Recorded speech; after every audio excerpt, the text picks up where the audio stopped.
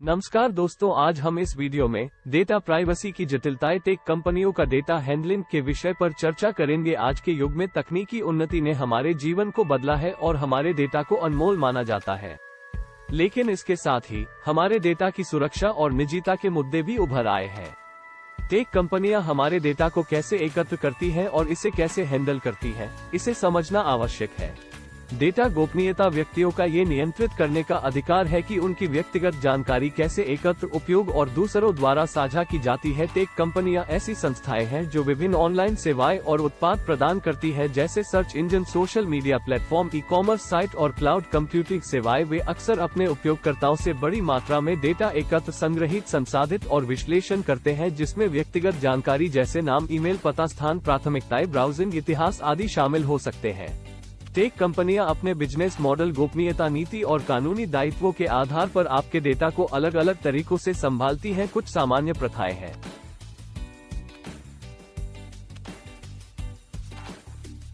Take कंपनियां आपके data का उपयोग आपको व्यक्तिगत और प्रासंगिक सेवाएं प्रदान करने के लिए करते हैं, जैसे कि आपको ऐसे विज्ञापन दिखाना जो आपकी रुचियों से मेल खाते हों, आपको उन उत्पादों या सामग्री की अनुशंसा करना जो आपको पसंद हो, या उनकी सेवाओं की गुणवत्ता और प्रदर्शन में सुधार करना।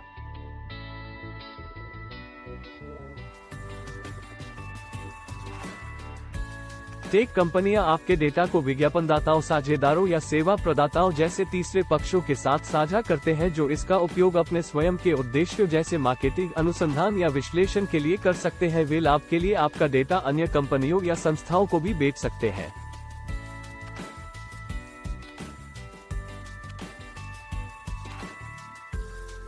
टेक कंपनियां एन्क्रिप्शन, प्रमाणीकरण या एक्सेस नियंत्रण जैसे विभिन्न सुरक्षा उपायों को लागू करके आपके डेटा को अनधिकृत पहुंच या दुरुपयोग से बचाते हैं। वे कुछ कानूनों या विनियमों का भी अनुपालन कर सकते हैं, जिनके लिए उन्हें आपके डेटा की सुरक्षा करने या उल्लंघन के मामले में आपको सूचित करने की आवश्यकता होती है।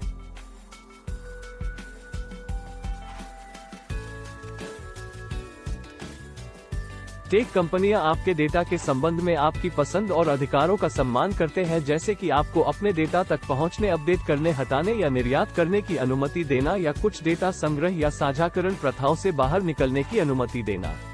वे अपनी गोपनीयता नीति या नोटिस के माध्यम से आपको ये भी सूचित कर सकते हैं कि वे आपका डेटा कैसे एकत्र करते हैं और उसका उपयोग कैसे करते हैं।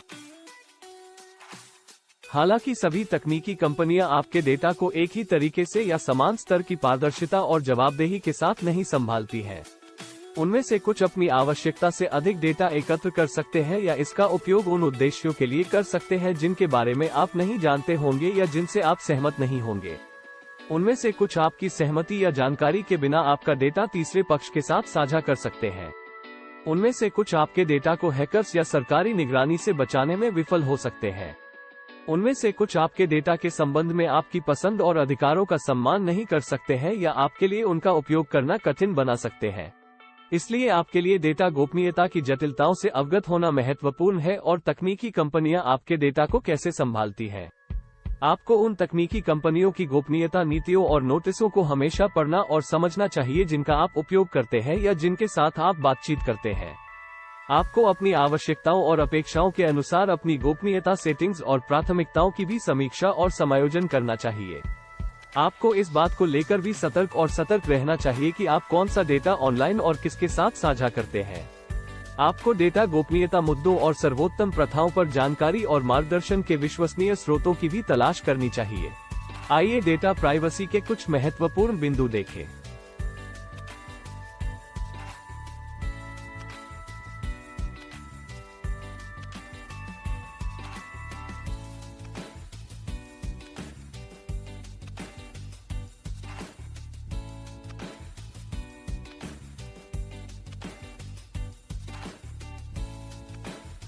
भाग 1, डेटा प्राइवेसी का महत्व। इस भाग में हम डेटा प्राइवेसी की परिभाषा पर चर्चा करेंगे और जानेंगे कि ये हमारे जीवन में क्यों महत्वपूर्ण है।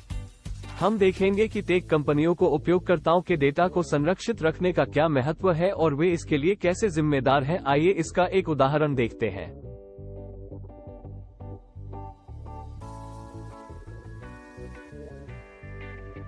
रोहन ने एक ऑनलाइन शॉपिंग वेबसाइट पर एक स्मार्टफोन खरीदने का फॉर्म भरा। उसने अपनी व्यक्तिगत जानकारी जैसे नाम, पता, ईमेल आईडी और मोबाइल नंबर भरा। लेकिन जब उसने शॉपिंग किया, उसे न तो स्मार्टफोन मिला और न ही किसी भी तरह का संपर्क। बाद में पता चला कि वह वेबसाइट फर्जी थी और उसने रोहन के डेटा को गुमराह करने के लिए उसे धोखा दिया गया था। इस उदाहरण से स्पष्ट होता है कि डेटा प्राइवेसी की अभाव में उपयोगकर्ताओं को आपसी विश्वासघात और धोखे का सामना करना पड़ सकता है। भाग 2 डेटा कलेक्शन की प्रक्रिया। इस अनुभाग में हम देखेंगे कि टेक कंपनियां उपयोगकर्ताओं से डेटा कैसे एकत्र करती है। हम जानेंगे कि उपयोगकर्ता द्वारा दी गई जानकारी के प्रकार क्या होते हैं और ये जानकारी उन्हें कैसे उपयोग में आती है। आइए इसका एक उदाहरण देखते हैं।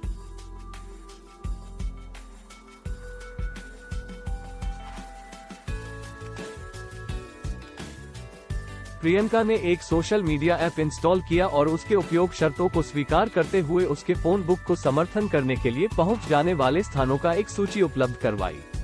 ये सूची प्रियंका के फोन में इंस्टॉल किए गए ऐप्स, वेबसाइट इत्यादि के बारे में थी। इससे प्रियंका के इंटरेस्ट और पसंदीदा स्थानों की जानकारी उपलब्ध हो गई और ऐप कंपनी ने उसके इंटरेस्ट के आधार पर विज्ञापन दिखाने में सफलता प्राप्त की। यह उदाहरण दिखाता है कि टेक कंपनियां उपयोगकर्ताओं के डेटा को उनके इंटरेस्ट और पसंदीदा स्थानों के बारे में समझकर उन्हें विज्ञापन और सेवाएं प्रदान करती है। भाग 3 डेटा शेयरिंग और डेटा ब्रीच। इस अनुभाग में हम देखेंगे कि टेक कंपनियां उपयोगकर्ताओं के डेटा को कैसे शेयर करती हैं और इससे क्या प्रभाव होता है।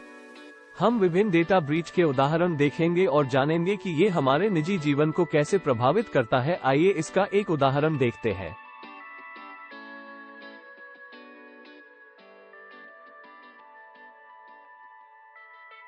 मोहित ने एक अनुभव साझा करने वाले ऐप का उपयोग किया और अपने दोस्तों के साथ उसे साझा करने के लिए उसके मोबाइल नंबर का उपयोग किया। लेकिन एक समय बाद पता चला कि उस ऐप कंपनी ने उसके नंबर को विज्ञापनीय मैसेजेस भेजने के लिए बेच दिया है।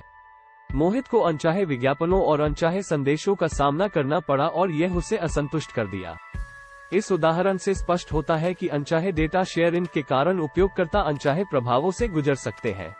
भाग 4 डेटा प्राइवेसी के नियंत्रण। इस अनुभाग में हम जानेंगे कि उपयोगकर्ता कैसे अपने डेटा को नियंत्रित कर सकते हैं और टेक कंपनियों द्वारा डेटा प्राइवेसी के लिए अधिक सुरक्षित उपाय क्या है। आइए इसका एक उदाहरण देखते हैं।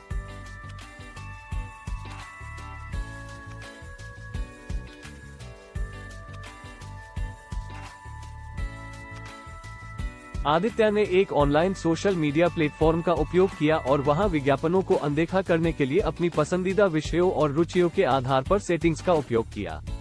उसने अपने खाते की सुरक्षा के लिए 2-4 पासवर्ड बदल भी दिए। इससे आदित्य को अपने डेटा की सुरक्षा में अधिक नियंत्रण मिला और उसे उन विज्ञापनों से बचने में मदद मिली।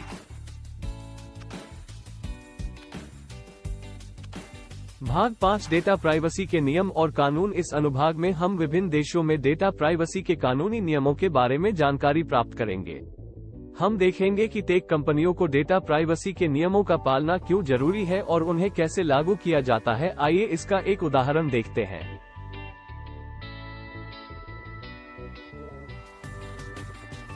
सुरेश ने एक ऑनलाइन खरीदारी वेबसाइट का उपयोग किया और उसमें पूर्णतः संबंधित कानूनी नियमों को ध्यान में रखकर एक सुरक्षित खाता बनाया। यह उसे उस वेबसाइट पर सुरक्षित खरीदारी करने में मदद करता है और उसके डेटा को किसी अनचाहे उपयोग से बचाने में मदद करता है। इस उदाहरण से दिखता है कि डेटा प्राइवेसी के कानूनी नियमों का पालन करने से उपयोगकर्ताओं को उनके डेटा की सुरक्षा के लिए अधिक विश्वास होता है। अगर आपको ये वीडियो पसंद आया तो लाइक करें, शेयर करें और हमारे चैनल को सब्सक्राइब करना न भूलें।